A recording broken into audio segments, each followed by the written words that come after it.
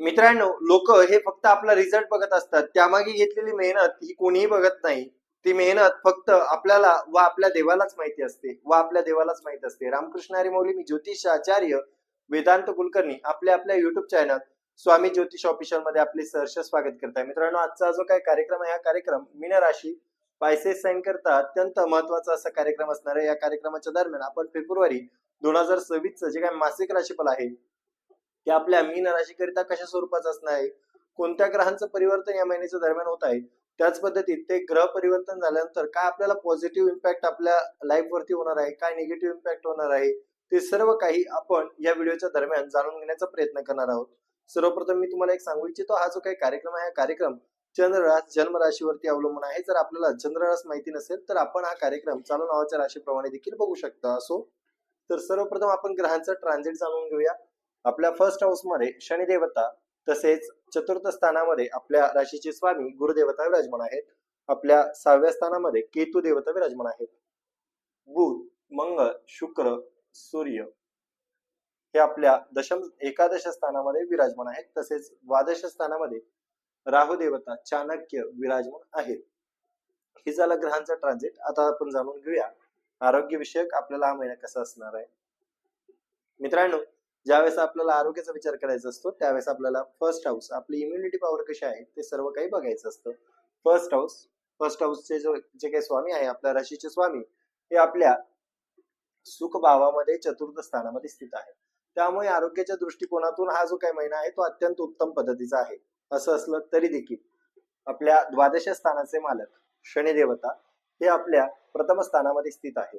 7.5ची second phase चालू आहे. मित्रांनो, कमेंट सेक्शन मध्ये सांगा आपल्याला त्या ठिकाणी कुठेतरी पायाच्या विषयक, टाचेच्या विषयक, त्याच पद्धतीत गुडघ्यांच्या विषयक, जॉईंट पेन्स, त्याच पद्धतीत आपले खांद्यांचे विषयक, बॅक पेन या विषयक थोड्याशा पद्धतीमध्ये त्रास हा होत असेल. मायग्रेनचा सुद्धा त्रास या कालावधीमध्ये आपल्याला होतच असणार आहे. आपण कमेंट सेक्शन मध्ये सांगायला विसरू नका. त्याच पद्धतीमध्ये आपल्याला जर बघायला गेल्यास हा जो काही महिना आहे, हा महिना आरोग्याच्या दृष्टिकोनातून अत्यंत उत्तम पद्धतीचा आहे. का म्हणतोय असं? कारण त्या ठिकाणी प्रथमेशचं जे काही कनेक्शन आहे ते आपल्या फोर्थ हाऊस सुख भावामध्ये होत आहे. त्यामुळे आरोग्याच्या विषयक अत्यंत उत्तम पद्धतीचा हा महिना असणार आहे. अभ्यास, विद्यार्थी मित्रांनो, अभ्यासाचा ज्यावेळेस आपल्याला विचार करायचा असतो त्यावेळेस आपल्याला कुंडलीचं जे काही पंचम स्थान आहे त्या पंचम स्थानाचा विचार करायचा असतो. पंचम स्थानामध्ये आपली जी काही 4 नंबरची राशी कर्क राशी आहे, कर्क राशीचे जे काही स्वामी आहेत ते चंद्र देवता आहे. प्रत्येक 2.25 दिवसानंतर आपले राशी परिवर्तन करत असतात.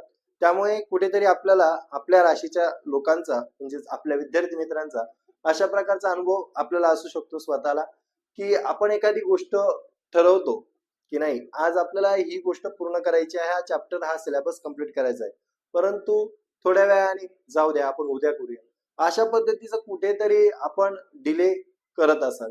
परंतु या ठिकाणी या महिन्याच्या अनुषंगाने जर बघायला गेलं, सूर्य, बुध, शुक्र, मंगळ यांची जी काही दृष्टी आहे, 7th एस्पेक्ट हा आपल्या पंचम स्थानावरती येत आहे.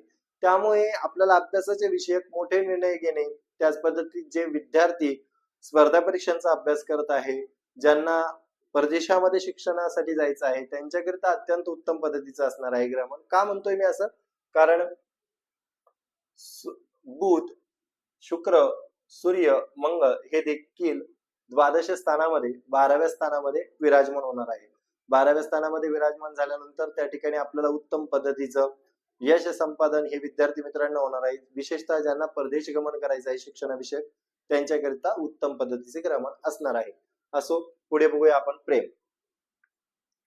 मित्रांनो, ज्यावेळेस आपल्याला प्रेमाचा विचार करायचा असतो त्यावेळेस आपल्याला कुंडलीचं जे काही पंचम स्थान आहे त्या पंचम स्थानाचाच विचार आपल्याला करायचा असतो. पंचम स्थानामध्ये 4 नंबर म्हणजेच आत्ताच सांगितल्या पद्धतीने चंद्राची रास कर्क रास. आता प्रेम विषयक जर बघायला गेल्यास आपले जे काही प्रथम स्थान आहे त्या प्रथम स्थानामध्ये शनी देवता विराजमान आहेत. त्याच पद्धतीत आपल्या चतुर्थ स्थानावरती सूर्य, बुध, शुक्र, मंगळ यांचा आस्पेक्ट आहे. 2 फायर प्लॅनेट्स आहेत, सूर्य व मंगळ यांचा दोघांचा आस्पेक्ट असल्या कारणास्तव समोरच्या व्यक्तीमध्ये कुठेतरी ॲग्रेशन असू शकतं, आपल्याबद्दल, आपल्या विचारांबद्दल. त्याच पद्धतीने जर बघायला गेलं तर आपल्यामध्ये देखील फर्स्ट हाऊस मध्ये शनी देवता असल्या कारणास्तव, व्यक्तिमत्वाच्या स्थानामध्ये शनी देवता असल्या कारणास्तव एखाद्या गोष्टीवरती अडून राहणे, माझं कसं बरोबर आहे, तू कशी चुकीची आहे, किंवा मी कशी बरोबर आहे, तू कसा चुकीचा आहे, अशा पद्धतीत आपण एकमेकांसोबत वादविवाद करू शकता. बाकी प्रेम विषयक जर बघायला गेलं तर 70% अत्यंत उत्तम पद्धतीचं आहे. 30% हे आपल्यामध्ये थोड्याशा पद्धतीत मिसकम्युनिकेशन हे होऊ शकतं. असो, पुढे बघूया वैवाहिक जीवन. मित्रांनो, ज्यावेळेस आपल्याला वैवाहिक जीवनाचा विचार करायचा असतो त्यावेळेस आपल्याला कुंडलीचं जे काही सप्तम स्थान आहे त्या सप्तम स्थानाचा विचार करायचा असतो. आता सप्तम स्थानामध्ये आपली जी काही बुधाची राशी आहे ती विराजमान आहे. बुध देवता हे आपल्या एकादश स्थानामध्ये, लाभ स्थानामध्ये आहे. त्यामुळे त्या ठिकाणी अत्यंत पद्धतीचे उत्तम पद्धतीचे ग्रहण आहे. परंतु असे असले तरी देखील 4 फेब्रुवारीला बुध देवतांचं जे काही ट्रान्झिट आहे ते आपल्या द्वादश स्थानामध्ये होणार आहे. द्वादश स्थानामध्ये ट्रान्झिट झाल्यानंतर त्या ठिकाणी आपल्याला कुठेतरी पार्टनरचा वर्कलोड हा अत्यंत उत्तम जास्त पद्धतीचा असणार आहे. त्यामुळे पार्टनर हा आपल्याला टाइम देऊ शकणार नाहीये. थोड्याशा पद्धतीमध्ये आपण तेवढं मॅनेज केलं पाहिजे. बाकी इकडे शनीचा देखील अस्पेक्ट हा आपल्या सप्तम स्थानावरती आहे. त्यामुळे कुठेतरी आपल्या दोघांमध्ये मिसकम्युनिकेशन किंवा मग थोड्याशा पद्धतीमध्ये वादविवाद हे देखील होऊ शकतात. 12व्या स्थानामध्ये बुध देवता जाणार आहे. त्यावेळेस 4 फेब्रुवारी ते 6 फेब्रुवारीच्या दरम्यान आपण आपल्या वैवाहिक जीवनाच्या बाबतीमध्ये थोड्याशा पद्धतीमध्ये काळजी घेतली पाहिजे. शुक्र ज्यावेळेस बुधाबरोबर एकत्रित येईल त्यावेळेस त्या ठिकाणी अत्यंत उत्तम पद्धतीचे ग्रहण आपल्याला वैवाहिक जीवनाविषयक असणार आहे. कारण गुरुचा देखील अस्पेक्ट हा आपल्या द्वादश स्थानावरती 9th अस्पेक्ट जो काय आहे तो असणार आहे. त्यामुळे वैवाहिक जीवन स्टेबल असणार आहे. परंतु असे असले तरी देखील शनीचा अस्पेक्ट असल्या कारणास्तव कुठेतरी छोट्या मोठ्या कुडबुडी आपल्या दोघांमध्ये चालू असू शकतात. असो, वैवाहिक जीवन बघायला गेल्यास 60% अत्यंत उत्तम आहे. पुढे बघूया आपण भाग्य, करिअर, बिझनेस. मित्रांनो, ज्यावेळेस आपल्याला भाग्याचा विचार करायचा असतो त्यावेळेस आपल्याला कुंडलीचं जे काही 9व स्थान आहे त्या 9व स्थानाचा विचार करायचा असतो. आणि 9व स्थानामध्ये आपली वृश्चिक राशी आहे. वृश्चिक राशीचे जे काही स्वामी आहेत ते नवमेश हे मंगळ हे आपल्या एकादश स्थानामध्ये लाभस्थानामध्ये स्थित आहे. आता लाभस्थान हे ऐकल्यानंतर तुम्हाला कळालंच असेल, लाभस्थानामध्ये विराजमान असलेले हे जे काही मंगळ देवता आहे हे अत्यंत उत्तम पद्धतीचं फलप्राप्ती आपल्याला करून देणार आहे. 23 फेब्रुवारीच्या आत जर आपले कोणते एखादे मोठे निर्णय असेल, प्रॉपर्टी सेल परचेसच्या विषयक, त्याच पद्धतीत एखादं मंगल कार्य, शुभ कार्य आपल्या घरामध्ये करायचं असेल तर त्या ठिकाणी आपल्याला उत्तम पद्धतीचे ग्रहमान या 23 फेब्रुवारीच्या आत अत्यंत उत्तम पद्धतीचे ग्रहमान असणार आहे. बाकी पुढे बघायला गेल्यास करिअरचा विचार करत असताना आपल्याला जे काही 10th हाऊस आहे त्या 10th हाऊसचा विचार करायचा असतो. आता दशम स्थानाचे जे काही स्वामी आहेत ते गुरुदेवता या आपल्या चतुर्थ स्थानामध्ये स्थित आहे.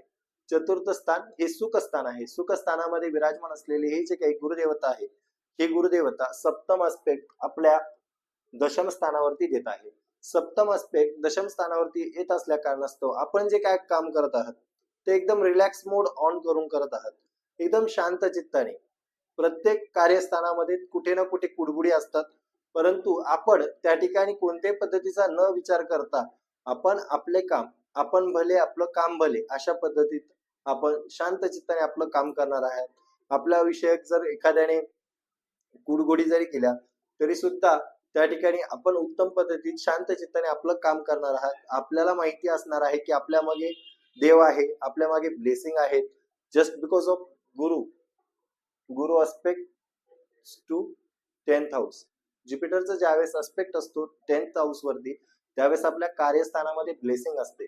कोणत्याही पद्धतीचा आपल्याला त्रास हा कार्यस्थानामधून होत नसतो. त्यामुळे अत्यंत उत्तम पद्धतीचे ग्रहण आहेत आपल्याकरिता. करिअरच्या बाबतीमध्ये बिझनेसचा विचार केला असता बुध, शुक्र, सूर्य, मंगळ हे आपल्या 12th हाऊस मध्ये जाणार आहे.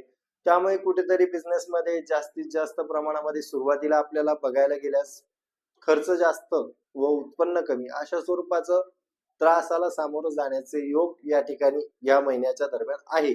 परंतु असे असले तरी देखील गुरुचा अस्पेक्ट असल्या कारणास्तव जरी आपल्याला त्या ठिकाणी थोड्या मोठ्या प्रमाणामध्ये लॉस जरी झाला तरी सुद्धा आपल्याला पुढे चालून अत्यंत उत्तम पद्धतीचं प्रॉफिट देखील होणार आहे. बिझनेसच्या दृष्टीने हा महिना उत्तम पद्धतीचा आहे, 50-50%.